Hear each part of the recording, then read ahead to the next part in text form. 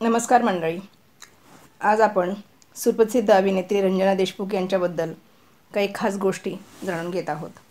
एक काळ असा होता की मराठी चित्रपटसृष्टीवर जणू रंजना देशमुख यांचं राज्य होतं. मराठीत निर्माण होणाऱ्या बऱ्याच चित्रपटामध्ये रंजनाची भूमिका प्रमुख असायची. झुंज, चाणी, सुशीला, अरे संसार संसार, गोंधळात गोंधळ, एक डाव भुताचा, लक्ष्मी, हळदी कुंकू, बाईलवेडा, कुलस्वामिनी अंबाबाई, गुपचूप गुपचूप, मुंबईचा फौजदार यासारखे अनेक अविस्मरणीय चित्रपट देणाऱ्या रंजनाचा अवघ्या मराठी चित्रपटसृष्टीत एक दबदबा होता. तिच्या काहीशा फटकळ तापट स्वभावामुळे तिचा एक वेगळा वचकही होता.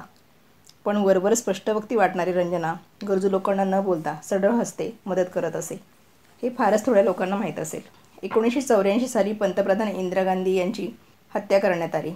त्यावेळी चित्रपटसृष्टीतल्या काही कलाकारांच्या प्रतिक्रिया मी वाचल्या होत्या. तेव्हा माझं रंजनाशीही बोलणं झालं होतं. इंदिराजींविषयी बोलून झाल्यावर ती मला म्हणाली की आणखी काही दिवसात ती व्ही शांताराम यांच्या झंजार चित्रपटामध्ये आउटडोअरसाठी जाणार होती.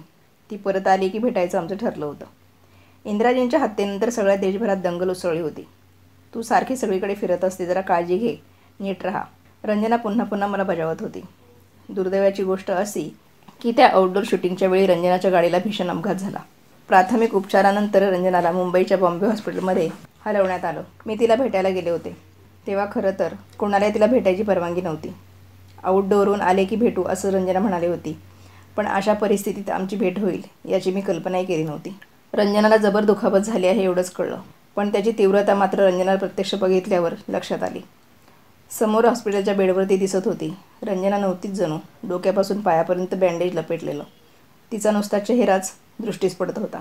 तिचं तोंड दरवाजाच्या विरुद्ध दिशेला गेलं असल्यामुळे बेडला पूर्ण वळसा देऊन पलीकडच्या बाजूला तिच्यासमोर जाऊन उभं राहिल्याशिवाय कोण आले हे तिलासुद्धा दिसत नव्हतं. तिला कुठल्याही प्रकारची हालचाल करता येत नव्हती. बोलणं तर फार दूरची गोष्ट. ती फक्त पापण्या वर खाली करू शकत होती. रंजनाची अशी अवस्था बघून मला धक्काच बसला. नंतर कळलं की त्या अपघातात रंजनाचा एक हात तुटला होता.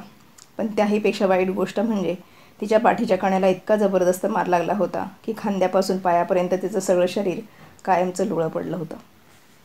रंजनाच्या जागी दुसरी कोणीही असती तर नियतीच्या या धक्क्यानंतर साप कोसळली असती. पण हार मानली तर ती रंजना कसली.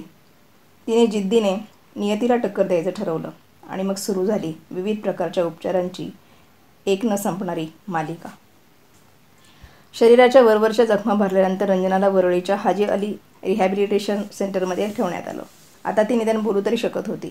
अत्यंत निर्विकारपणे अपघाताचं वर्णन मला ती सांगत होती. अपघातानंतर गाडीचा दरवाजा उघडून मी बाहेर फेकली गेले. बराच वेळ मी शुद्धीवर होते. हालचाल करता येत नव्हती. वेदनाही जाणवत नव्हत्या. मला गाडीतल्या इतरांची जास्त काळजी वाटत होती. सुशांत रेला डोक्याला मार लागला होता. आम्हाला जेव्हा हॉस्पिटलमध्ये नेण्याची तयारी सुरू झाली तेव्हा माझं बाजूला लक्ष गेलं आणि मला धक्काच बसला. कोणाचा तरी हात तुटून बाजूला पडलेला होता. नीट बघितल्यावर कळलं की तो माझाच हात होता. सुदैवाने त्या परिस्थितीतसुद्धा मला एवढं सुचलं की तो हात उचलून न्यायला हवा. तुटलेला हात जोडायचा तर मुळात हात तर असायला हवा ना. मग मीच माझ्या दुसऱ्या हाताने तो हात एखाद्या झेंड्यासारखा उचलून बरोबर घेऊन गेले. डॉक्टरांनी ऑपरेशन करून हात तर जोडलाय, पण आता पुढे काय होणार कुणास ठाऊक. रंजनाचं बोलणं ऐकताना मीच बधीर होऊन गेले होते. मी बऱ्याच वेळा रंजनाला भेटायला जात असे. त्यावर्षी दिवाळीच्या पाडव्यालासुद्धा मी दिवसभर रिहॅबिलिटेशन सेंटरमध्ये रंजनाशी बोलत बसले होते. त्या दिवशी अभिनेत्री संध्या, रंजनाची सख्खी मावशी, त्यासुद्धा दुपारनंतर रंजनाजवळ येऊन बसल्या होत्या. पुढे रंजनाला घरी नेण्यात आलं. 24 तास बिछाण्यावर पडून राहायचं तर बेडसोअर्स होण्याची भीती. त्यामुळे तिच्यासाठी खास वॉटर बेड आणण्यात आला होता. 24 तासांची नर्स, आठवड्यातून 2 ते 3 वेळा फिजिओथेरपी, व्यायाम, सगळे उपचार नित्यनेमाने सुरू होते. उपचारांचा खर्च अफाट होता. अधूनमधून छोटी मोठी ऑपरेशन्स सुरूच होती. रंजना हार मानायला तयार नव्हती. एकदा बोलता बोलता मला म्हणाली, खरं तर मी इंडस्ट्रीतल्या इतक्या लोकांना इतक्या वेळा पैसे दिलेले आहेत. आज मोजायला गेले तर काही लाख होतील. तेव्हा त्यांना गरज होती. मी मागचा पुढचा विचार न करता त्यांना मदत केली. तेव्हा कधी वाटलंच नव्हतं की माझ्यावर कधी अशी वेळ येईल. पण या लोकांपैकी कोणीही मला नुसतं भेटायलासुद्धा आलेलं नाही. पैसे परत करण्याची गोष्ट तर दूरच राहिली. पण काहीही झालं तरी मी आपणाहून कोणाकडे पैसे मागणार नाही, माझे स्वतःचे असले तरी. एवढ्या विपरीत परिस्थितीतही एवढी जिद्द. रंजना इतका मानी स्वभाव मी कोणाचाच बघितला नव्हता. रंजनासाठी व्हीलचेअर आणली होती अधूनमधून त्या व्हीलचेअरवर बसून ती थोडी थोडी फिरू शकत होती. तिची तब्येत थोडी सुधारल्यावर झंजारचं डबिंग होतं. डबिंग संपल्यावर मी रंजनाला भेटायला गेले. कसं झालं डबिंग? मी सहज विचारलं. तुला काय सांगू? अगं मी इतकी नर्वस झाले होते, मला इतकी भीती वाटत होती की मी डबिंग कसं करतात हेच विसरले होते, रंजना म्हणाली. मला वाटतं की ती चेष्टा करते. मी हसत म्हटलं, चल काहीतरीच काय बोलतेस, एवढे चित्रपट केली, तुझ्यासारखी अभिनेत्री डबिंग करायचं कसं विसरेल? अगं हो, खरंच सांगते मी. व्हीलचेअरवर बसून राजकमल स्टुडिओत जाताना मी ज्याला त्याला विचारत होते की डबिंग कसं करतात. कोणीतरी सांगा ना मला. मला काहीच आठवत नाही आहे. नंतर एकदा थिएटरमध्ये गेल्यावर हळूहळू मला धीर आला आणि मी डबिंग केलं. पण मी जाम नर्वस झाले होते. त्या परिस्थितीतसुद्धा रंजनाने झंजारचं डबिंग पूर्ण केलं. अपघातानंतर रंजनाचं बाहेर जाणं येणं पूर्णपणे थांबलं होतं. तरीही तिला हिंदी आणि मराठी चित्रपटसृष्टीतली बित्तम बातमी असायची. बिछाण्यावर पडल्या पडल्या ती तासनतास सगळ्यांशी फोनवर गप्पा मारत असायची. अमिताभ बच्चनपासून ते थेट कमल हसनपर्यंत कोण कुठे गेलं, कोणी काय केलं, कोण कोणाला भेटलं हे रंजनाला ठाऊक असायचं. त्या काळात तिने तिच्या दोन्ही भावांचा मृत्यूचा धक्का पचवला. धक्का जितका जबरदस्त तितक्या दुप्पट जोमाने उसळी मारून ती नियतीशी टक्कर द्यायला तयार व्हायची. ती पुन्हा कधीही चालू शकणार नाही, हातांची हालचाल करू शकणार नाही हे डॉक्टरांनी सांगितलेलं होतं. तरीही रंजनाच्या चेहऱ्यावर हास्य मावळलं नव्हतं. डॉक्टरांनी आशा सोडली तरी तिने आशा सोडली नव्हती. एकदा रात्री तिचा फोन आला. तू छायागीत बघितलंस? म्हटलं हो, काय झालं? त्यावेळी टी व्हीवर छायागीत फारच लोकप्रिय होतं. नव्या जुन्या चित्रपटांची गाणी या कार्यक्रमात बघायला मिळायची. रंजना उत्साहाच्या सुरात बोलत होती. तू सैलाबचे गाणे बघितलंस का? हमको आजकल है इंतजार. म्हटलं हो, छान आहे गाणं. अगं छान आहे काय? काय नाचली ती माधुरी. मी एक स्त्री असून आणि माझी अवस्था अशी असून मलाही उठून तिच्याबरोबर नाचावं असं वाटत होतं. अगं माझ्यासारखीची ही अवस्था तर बिचाऱ्या पुरुषांचं काय होत असेल. आणि ती मोठ्याने हसायला लागली. रंजनाचा मिश्किल स्वभाव शेवटपर्यंत कायम होता. रंजना नेहमी म्हणायची, तू बघच, मी एक दिवस पुन्हा काम करणार, मी अशी झोपून नाही राहणार. तिच्या सुरातून आत्मविश्वास आणि उत्साह ओसंडून वाहत असायचा. आणि खरंच एक दिवस रंजना चक्क नाटकात काम करायला लागली. फक्त एकदाच. या व्यावसायिक नाटकात ती व्हीलचेअरला जखडलेल्या एका स्त्रीची भूमिका करत होती. मेडिकल सायन्सच्या दृष्टीने रंजना देशमुख हे एक फार मोठं आश्चर्य ठरलं होतं.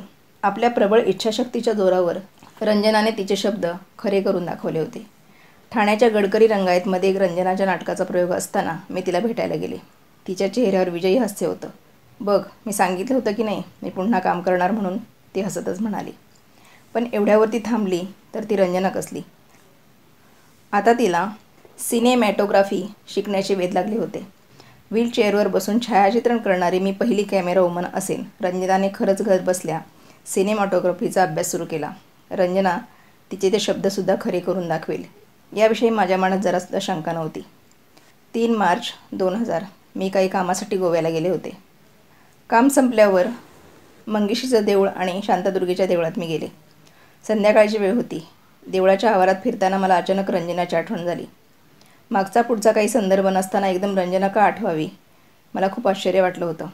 मग असं वाटलं की तिच्या गोंधळात गोंधळ चित्रपटाचं बरंचसं शूटिंग गोव्यात झालं होतं आणि त्यातल्या मंगला ग मंगला गाण्याचं शूटिंग तर शांतादुर्गेच्या देवळातच झालेलं होतं. त्यामुळे कदाचित तिची आठवण झाली असेल. नंतर मी हे सगळं विसरूनही गेले.